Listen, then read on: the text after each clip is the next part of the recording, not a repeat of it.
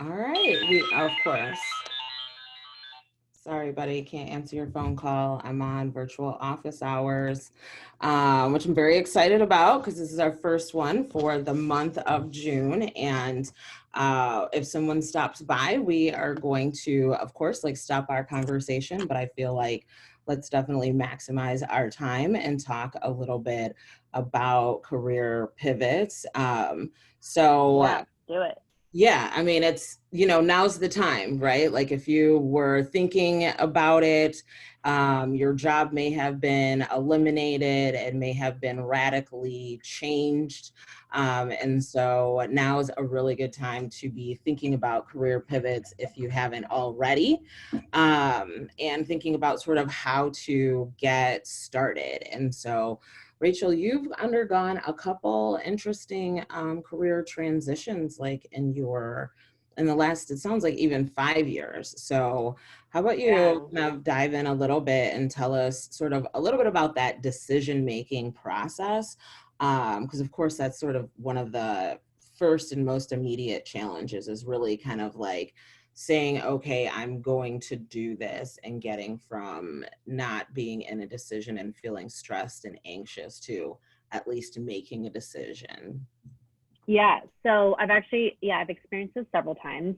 And so has my husband. So like my first career pivot was, I actually was let go from a job that I was a camp director, and we were also like in the process of like wanting to start our family. And so I was in a very weird place of just like wanting to start a new career, but also wanting to start a family. And like, how do I go about that? What happens first? And then my husband ended up leaving his job because he wanted to start his own business. It's like not, I will say, not the best timing. It was like when an economic downturn, when was that? 2009, 2010, something like that. We were just like, yeah, this is great. Let's have a baby and you start a business and I'll be unemployed. Like not highly recommended. But we both kind of had come to the conclusion that we weren't any more secure or happy in a job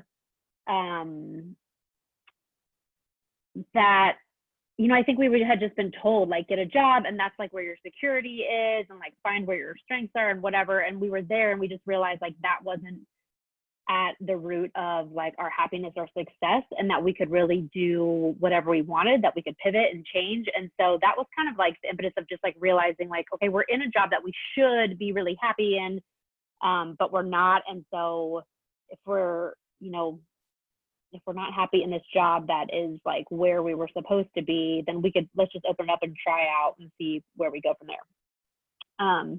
So that was like my first pivot. Was like then it was kind of just a transitional. I was working for a florist and people then were asking me to help with their weddings, and like that grew into that position. So then I was a wedding and event planner for 10 years.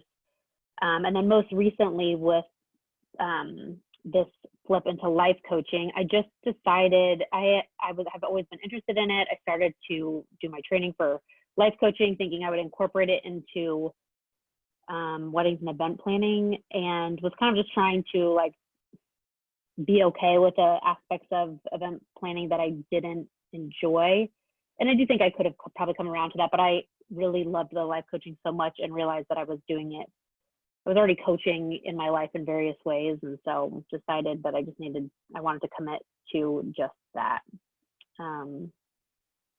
So I think one of the things though that I've realized is that my ability I feel like we have a need to like kind of like bash the job that we're leaving in order to like make us feel better or good about pivoting or transitioning. And I don't think that's necessary. It's like one thing that I've come to is like, I really loved what I did before. I loved my clients. I really loved the work of it, even though there were, some things that maybe necessarily weren't my favorite, but I could love that. And I could also pivot to something else that I felt like I would enjoy even more.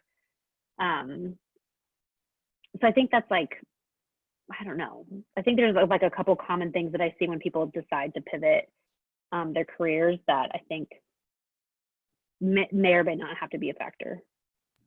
that No, makes I sense. think that's a really good point in terms of you don't have to, number one, hate your job, right? Like you don't necessarily have to hate it in order to want to move on to something else. It could just be the case that, you've outgrown the position, that there aren't any opportunities for you at the Mhm. organization, that you're, consistently seeing roadblocks that are not allowing you to advance or maneuver around the organization to find the opportunities that are best for you. And like those are all very legitimate reasons to switch. You may have gotten to that position and then realize, and you don't know Yeah.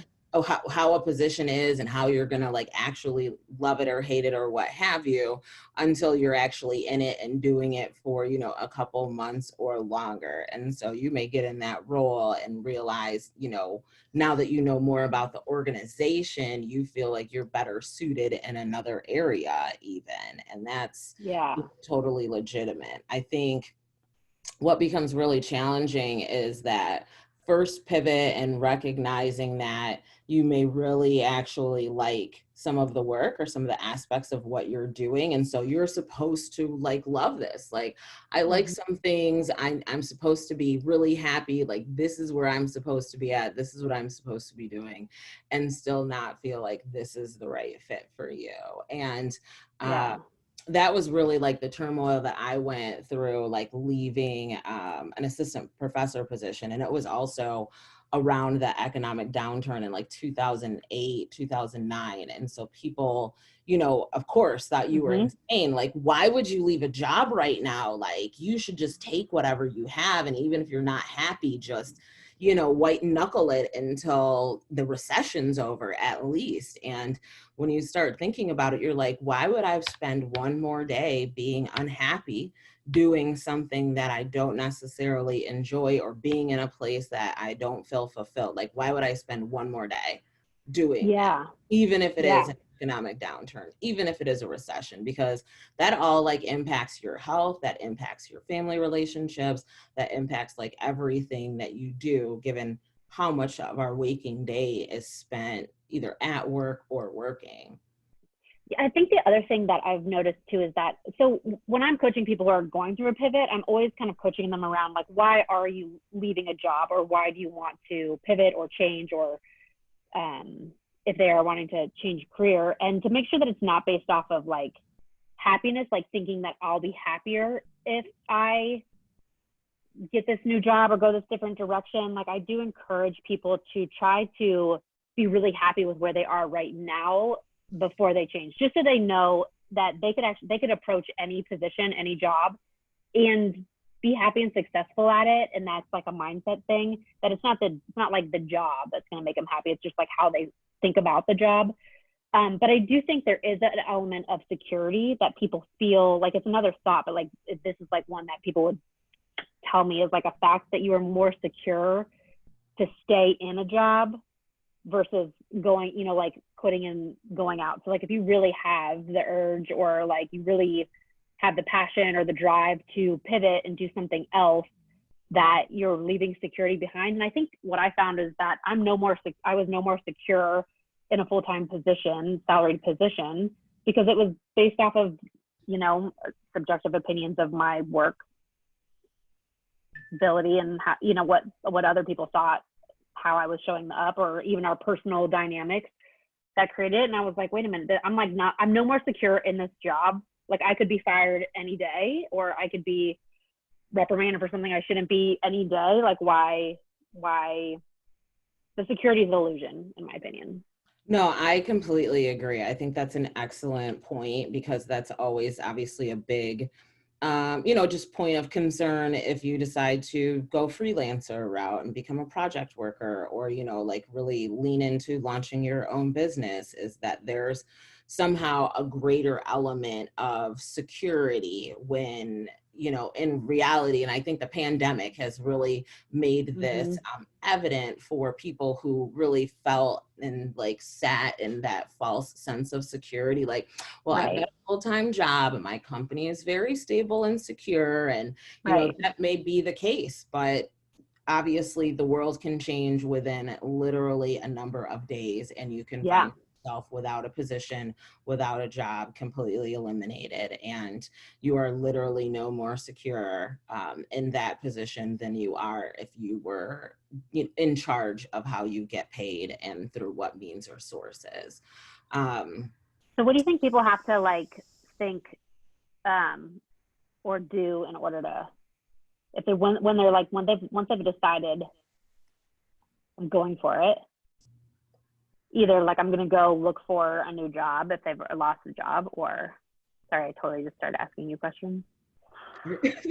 No, that's legit. Hey, Just Katie, take we over. are just talking about career pivots and sort of the challenges, and we just kind of went through just the decision where you know you're supposed to be happy because you have come to the realization that, you know, this was the job you were looking for, and now you're realizing maybe this isn't exactly the right fit for you, and just really kind of making that hard decision to make a change in some way. And so, Rachel, what were you saying? Like, what do you I think? was wondering, like, do you have a I mean, I have some thoughts on this, but I'd be curious to see where, if you have like, do you have like a checklist of things that you would go through to like make the decision, like, yes, it's time for me to pivot, or it's time for me to leave this job, like from a logistical standpoint. I mean, I have like a thought list of things that I go through, but like in terms of like logistics, which is not always my jam. Yeah, I think Like, should you have certain amounts logistically, saved up? Should you? Yeah.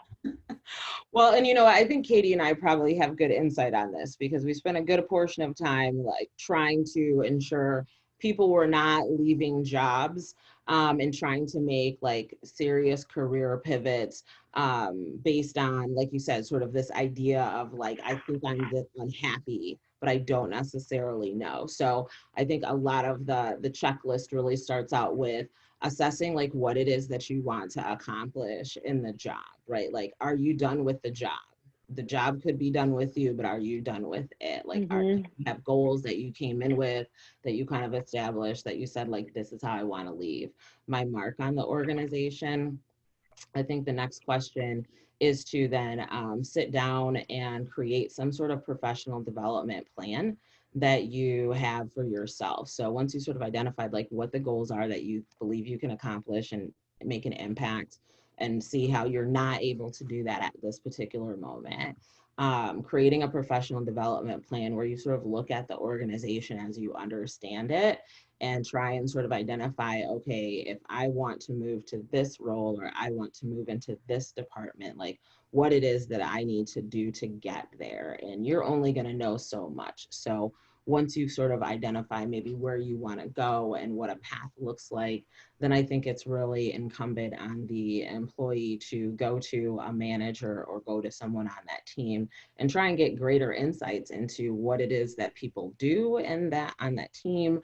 What kind of work activities could be stretch activities? How might you be able to get involved or volunteer, like when you are in a project lull of some variety? So sort of figuring out what the intervention points are, and then taking that professional development plan to your actual manager and having a conversation about like, this is where I see myself going. This is the path that I see it can happen. Like, are you going to be someone that I can trust to help me accomplish these goals? And some managers, and I've been told this, where they're like, well, no, we want you right here. You're doing a very good job Yeah. right here. And your job is this. And if you want to work over to there, then you might want to find another place to work because that's not what we hired you to do. And if that's your response, then you have a good indication of how your supervisors want to support career advancement in the organization and what your decisions can be next. But I think it is incumbent on people to really sort of explore for themselves and explore if the job has the opportunities that they're looking for, or if those opportunities like simply don't exist in that space. And then I think you can more, you know, then you've done your due diligence. And if you're making that decision, you can feel, I think, a little more empowered because you've really tried to inform yourself and speak with those in your organization to let them know what your goals are. Katie, what do you think? Would you add anything? Absolutely. And this is, I think, where the DISC tool is super helpful. So people can avoid making the same mistakes. A lot of times, if it's not a good fit, it has to do with, of course, the role and the industry, but also perhaps personnel conflicts with your team or your supervisor. And so understanding where you fit best in terms of the skills you can contribute, being aligned with your values in terms of the industry, and then also just kind of removing any blinders you might have on any conflicts that might arise in the workplace based on, personality or behavior differences. I think the DISC assessment is also a really good tool to help you understand your own kind of work style and work approach. I think a lot of people don't always just have that level of insight in terms of what's the kind of team that I work on best, like what's the actual work environment that I work in and I can thrive in? What does it look like to be on a team? Am I the person who likes to be, the leader on the team and I want to lead the projects? Am I perfectly happy with, doing the logistics and the background, like where you fit, like even in those sort of smaller contexts, because sometimes those are the real driving forces for Yeah. people leaving positions. It's well known. People don't really leave positions, they leave bad managers and bad bosses. Right. And so being able to sort of know what kind of work style you have best and trying to then be able to utilize that, I think is a great tool Yeah. from DISC as well. And I think that's where the real work comes in, because it's much more easier to have, projections outward of, excuse me,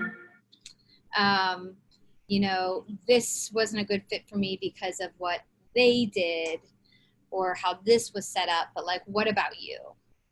So to take that inward shift, I think is maybe the harder work, but it's going to serve you in the longer run. So, like you said, where are my strengths and how does that fit in? And what are my triggers? And how do I control them, notice them, work with them? Yeah, definitely. Katie, so why don't you tell us a little bit about sort of one of your major career shifts and a little bit about like your decision-making process or what the tipping point was for you to be like, you know what, it's time for me to actually like make a move and stop sitting and thinking about it and do something about it. Sure. So I got my master's degree in public and nonprofit management, but specifically to go into local government administration. I wanted to be a city manager or director of a Parks and Recreation department. Okay, I can see that. I can see director of Parks and Recreation department. That was me all the way. And so I had I had that pretty clearly defined path, and was very lucky, even though we were in the midst of a recession, to get a job right out of graduate school in a local municipality. And while that was a great experience, I realized that administrative work had very little, you weren't able to be very creative. You were much more there to keep things running, right? To get those road paved, to set that budget, and important, great work. But I wanted to be more creative. I knew from my DISC that I was a very, very high I, so I really needed to be engaging with community. And so it was somewhat of a organic shift for me to kind of apply that civil service mentality, but to shift into more like community development, community organizing, and away from the administration. So again, for me, it was a hard look at both, like, what are my skills and interests, but also my values. Diversity, equity, and inclusion was also an important value of mine.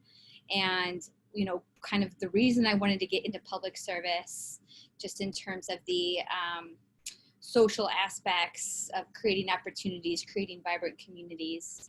And so I found an opportunity that was kind of like a great segue, where I was working for a local government, but specifically on doing diverse recruiting for a fire department, actually.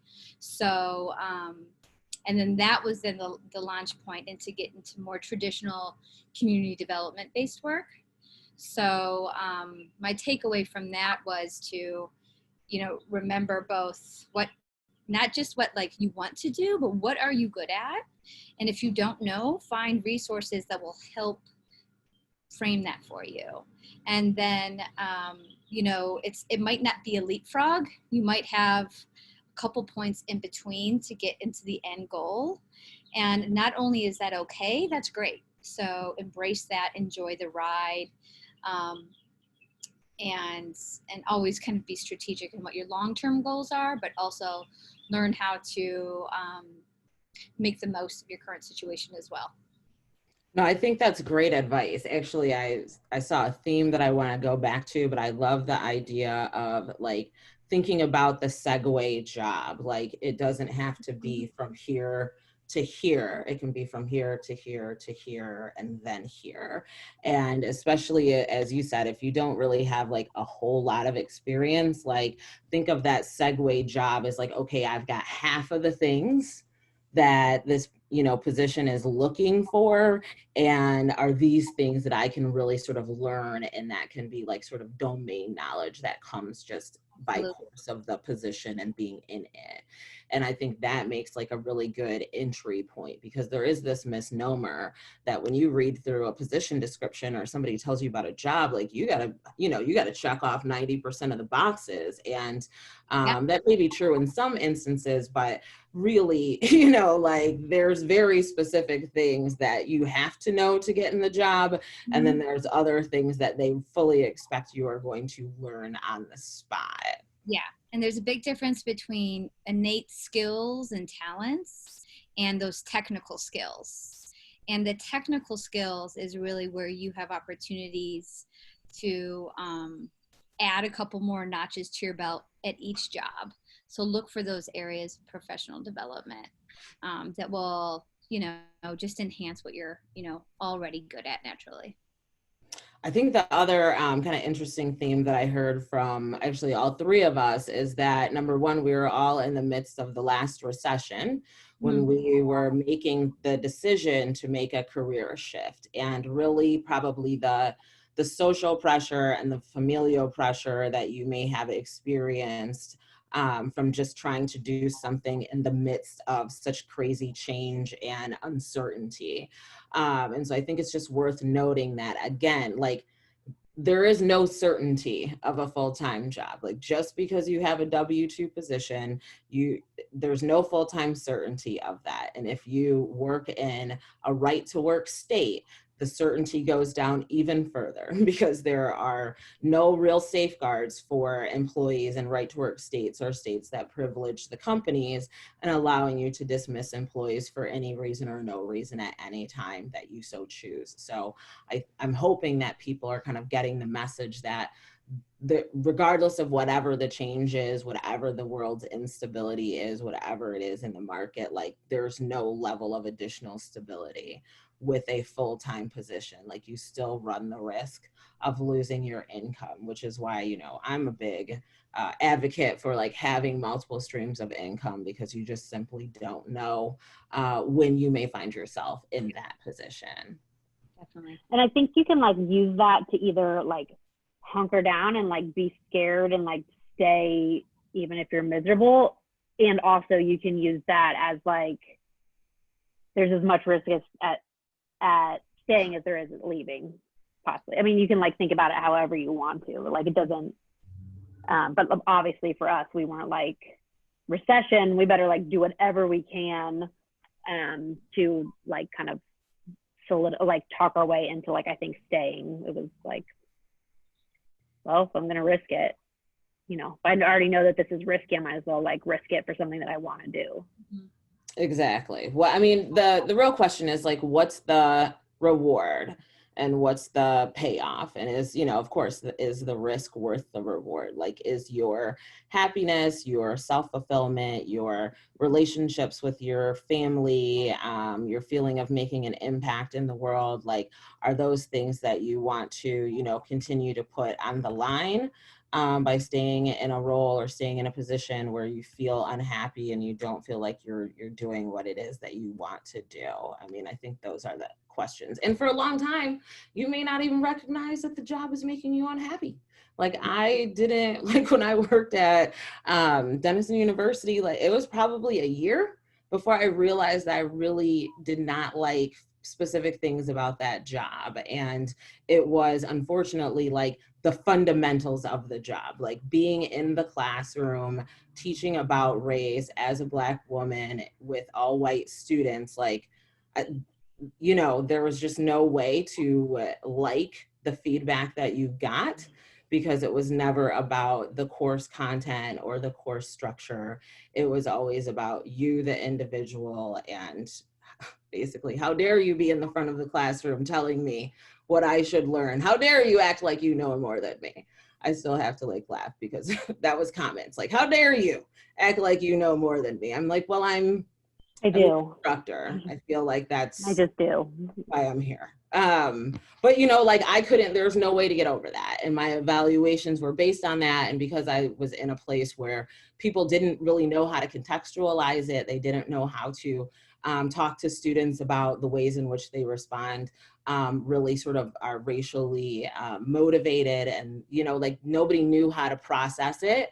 And they just said, oh, well, don't worry about it. And I'm like, I have a litany of students making these kinds of, you know, remarks about me. How can I not worry about that? That's going into like my professional advancement here at the institution, and no one knows how to help me process it. So I also had this hurdle of trying to figure out how to navigate an institution that didn't have a system to deal with that kind of feedback. And so, but I didn't, you know, but again, it took me a really long time to get to the point where I was like, okay, this is what I don't like. And what I don't like are things that you cannot change about the job. But I felt like I was supposed to be here. I went to school, I got a PhD. Like, this is what people do. They become college professors. How can I not like this? So I spent a lot of time trying to, you know, get into the box that people wanted you to be in. And eventually, you know, had to come to the decision, like, I just gotta try something else. I feel like with education, especially, I think that whole world is very much like you gotta like check the list. You gotta do, you know, like don't take. I have sister and brother-in-law who are, you know, have their PhDs and masters and have like been in it, and just like the what you have to do, the criteria is intense. It is intense. And ironic because it's like an education system, so you kind of like I always want them to be like educating each other on like the craziness of the system that they built for one another, because I'm like, you guys could change this at any time. It's like an education system, like especially when it's like philosophy majors. I'm like, you know, let's think about this. You're all miserable, you all have like ulcers, like maybe we could reshape this a little bit, as think of some new philosophies for education. If you think government moves slow, higher education is. I know, I 100%. And it's like, yeah, I feel like it's bonkers to me. So I think that's really when you got to ask yourself about, is the bigger picture of what you're doing more important than the day-to-day, like what's more painful or what, I don't know. No, I think that's worth it at the end right. Yeah, is it worth it? And is the bigger picture of what you're doing? Like one of the things that I asked myself is the bigger picture of what I'm doing, which is I enjoy like teaching people and instructing people who are engaged. Can I do that outside of the classroom? And, you know, I found myself saying yes. And I found opportunities really easily for, you know, professional training and development, working with adult learners at the City of Columbus. I found that really easily working with adult students at Franklin University, which is a smaller college here, as well as the community college. So part of it was figuring out like my teaching style and what I enjoy teaching sits better with more mature audiences or returning students, because, you know, when you're talking about like, this is what we're doing out in the real world, and you don't really have that context to rely on, or, you know, this is what is happening in media and these are the narratives and messages, and you just haven't had a lot of media exposure or diverse media exposure to really kind of have those conversations in a meaningful way. And like relate them back to your life. I just found that those kinds of conversations really land better with returning students or adult learners for me. And so it was, once I made the decision, it was easy to find the opportunities where I could teach and do impactful teaching the way that I wanted to, and that there were, organizations and institutions that were, excited to bring that kind of education to their space. I think it brings up like a good point too, because the other problem I see when people are pivoting their careers is that they get so tunnel vision that they have to go into either if they've been let go and they want to go into the same field, but that has to look like a certain way, and instead to be, ask yourself some open-ended questions like you did of like, how can I still teach, if it's not going to be in the classroom, or what are the other teaching opportunities that are out there for me?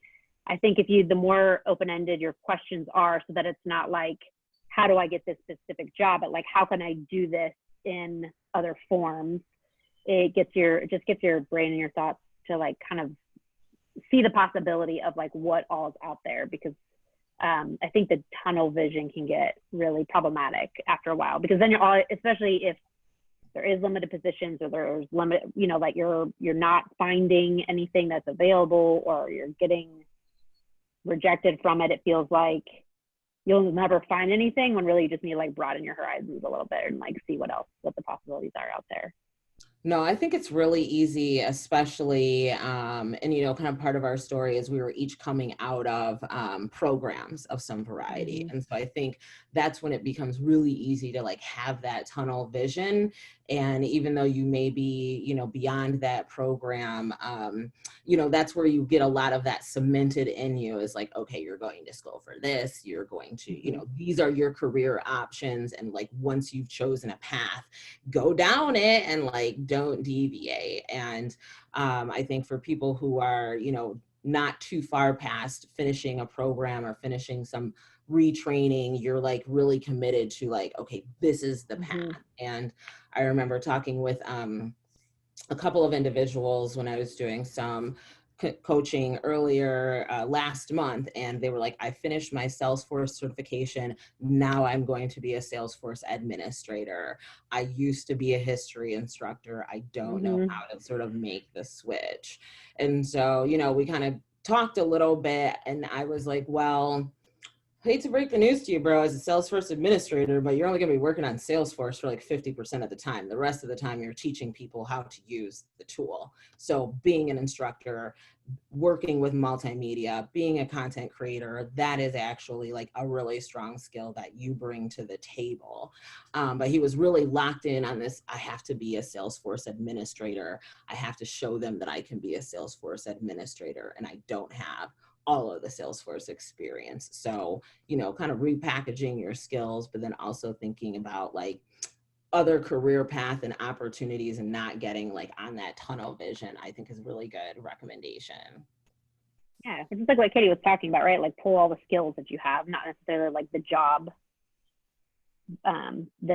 position that you had, but like what are the skills that you gained and learned, and like put those out in the forefront of what you can apply that to. Yeah. So, no, go ahead. Oh yeah, just to like have some, kind of contextual things where they're really looking inward. What is my purpose? What are my goals? What are my skills? A lot of that, as you two just demonstrated, can bring up some emotional work that is, you have to deal with that in and of itself. But then I also think there are some logistical steps that Rachel was talking about earlier. And one of which I have told clients before is to go on a job search board and find jobs that are maybe 3, 5 years, 10 years out of scope for you, and read those descriptions and look at the qualifications and the skill sets that they're asking or they're looking for in candidates, and remember that. So now you kind of have this running list of things to aspire to. And then you can kind of work backwards from there. So, how can you gain skills in this area? Whether it's for that intermediate job opportunity, a class you can take, you know, even some like free online resources to, you know, continue to just make yourself more qualified.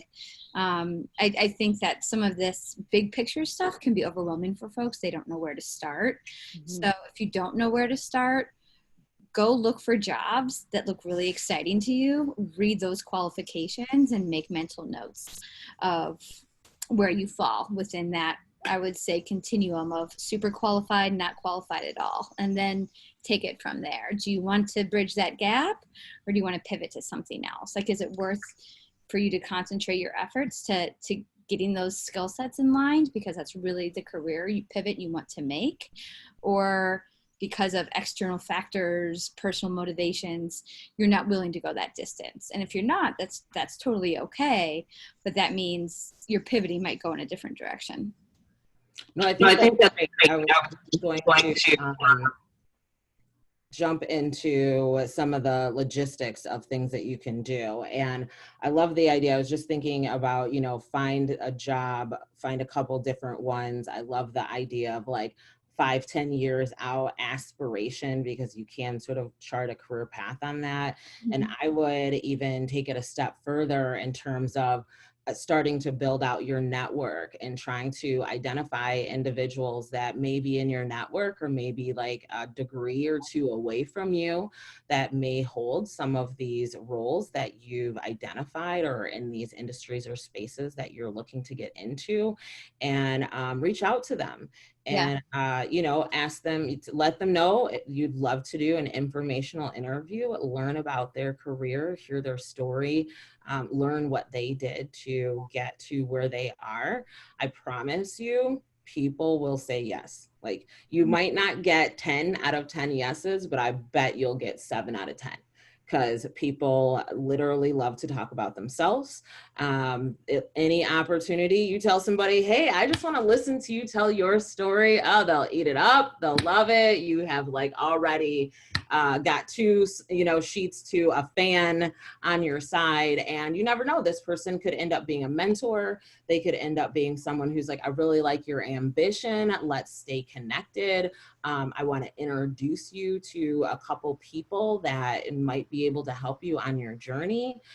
So people are really willing to do that, because I think everyone appreciates career pivots. And most of the times you'll find people who have been at those senior level positions that are 5-10 years, or mid-level positions that they've made their own career pivots frequently to where that senior level position may be. And they're going to have a lot of sage advice and feedback to give you about your questions about how to get to where they are. So I say, reach out to people once you find those roles and start building your network to start making the connections in that career area, or with people in that area as another next step. Absolutely. And what's likely after that coffee or even phone call is they'll like you so much because they just feel better about talking about themselves, and they'll be like, you know what, let me put you in touch with a friend of mine. And then, you know, the ball starts rolling from there. It really does. It really does. And, you know, when you're in those networking meetings, like, it's very customary to ask people, like, how can I help you? And, you know, the rules of reciprocity typically demand that they will then ask you, well, how can I help you? And so that really is your opportunity to say, like, do you know anybody that I could connect with? Like, do you know any entry-level opportunities that I may be able to look and pursue? Like, do you mind if I just reach out to you every couple months and, you know, talk about where I'm at and get your feedback? Any of those are requests that you can make. And as long as you are specific about what you're asking for, you know, the worst someone can say is no. But you know, typically, again, people, even if they say no, I can't meet with you like every couple months, but I can introduce you to someone, or I can show you some resources, or I can tell you about this group you might want to be engaged in. So, you know, kind of, again, like, people will offer to help you just because you've shown that level of initiative. You know, senior level people, mid-senior level people, they love people who are ambitious, who are going out there, who are trying to take a risk, who are trying to do something different and are like putting some gusto behind it. And, you know, that speaks volumes about you in addition to just what it is you're trying to accomplish. Yeah. And this is probably, you know, for a conversation strictly on the networking, which you're so good at and you've framed really well. But when you do have those conversations and people say, yes, I'd be happy to forward your information along or connect you to this person, I always tell people, make it easy for them. So follow up, you know, within a day, within 24 hours, thanking them for the time. Also, here's a self-contained forwardable paragraph about my background or my introduction. So they can copy and paste to their contact. And, you know, that will oftentimes be the difference between that follow-up sitting in their inbox and then them just being like, you know what, I have 20 seconds to do this because I literally don't even have to think about it. Absolutely. Yeah. I mean, of course, we could go on for like days and days about networking, and it literally is my favorite topic. But yeah, the easier that you can make it for people to do that connection or make that introduction or circle back with you, the better and the sooner that you can do it. I mean, I've had people, and I've done this, where I'm like, I'm gonna connect you to so-and-so, sit right there. Yeah. And I type out the email and make it short and sweet, but just like knowing I've done it, because, you know, I always tell people like, follow up is the juice that makes business go round. It sounds cheesy, but like it is the follow up. It's not the initial contact. It's not the proposal. It is like, did you follow up on the conversation? Did you help keep things on task? Like, did you move it forward? Because you're asking for something from someone else, they're not going to have the same level of concern or urgency about your request. And so I've seen many a candidate like lose their opportunity because they took 4 days to follow up to an interview request. Yeah. I will say same thing applies for if you actually are making a true pivot, like into a different field or like a different career, to still reach out. I also think, because right, is that like if you're thinking right now, if like somebody's lost their job and they're like, well, I was already thinking about switching careers anyway, or switching paths, like pivoting paths. I would say like my biggest recommendation is to like not be afraid to humble yourself down to like even like work, even if it's like part-time, or offer your assistance. Like I actually, in several of the cases where I like pivoted, I like went and got like an hourly position part-time, knowing that I, you know, like I could leave it, but just to like get a taste of the industry and like make sure that it was like a place that I actually wanted to be in. And while like knowing full well that it's not where I wanted to stay, but I wanted like a like kind of experiential experience. That's not right. That's the same word twice. What's that, experiential? I wanted to like experience. I wanted to experience. I wanted to see like what the manager actually did. Like what were they doing during an event? Like what were the staff doing? What was like, yeah, like what was like the actual like nitty gritty of it that you don't hear about when you're applying for a job, that you only get to see kind of like when you're in it. I don't know. I've just done that several times, or just like asked if I could like volunteer for a day. I'm thinking like it was easy for me, like in the wedding world, to be like, hey, can I help set up? Can I help do setup? Can I like offer my services like, there? That sounds amazing. Right. Like, can you go ahead and stay for cleanup too? You know, that might not necessarily be applicable, but I've even just like lightly, you know, like if there's somebody that I really wanted to meet, like I didn't necessarily go in for the introduction right away, but I would like go to a talk that they were doing, or I went to, like if they were hosting a group or I knew they were a part of like a networking, I was just like made sure that I was there to like have, you know, those like different touch points. And it just didn't have to be so like tactical. I mean, in terms of like, oh, I need to like make sure I build the resume and do all the stuff. Like I was just like, I know this person's going to be there. I really want to meet them. I'm going to make sure I'm going to be there too. Like, and we'll see. So I guess it's tactical, but it's not, something that you necessarily hear or learn about in college. No, that's a really good recommendation because honestly, like that is my like best networking strategy is like showing up at events where there are people that I want to meet and then just making Mm-hmm. sure that I take the opportunity to meet them, then following up on LinkedIn to stay connected there, and then following up with like an opportunity to have like a one-on-one sit down. So, because a lot of people, you know, they won't accept your requests or you know, they're like, I don't know you Mm-hmm. or we're not connected, you know, in a way that looks meaningful to me. And so it is a good idea to, if you can get like a one-on-one, even just brief meeting or conversation in before you make that initial outreach on LinkedIn, which could feel cold if you don't Mm-hmm. already have a relationship. So, I mean, It's just that's a kind of great like recommendation. And putting like yourself out doing, there.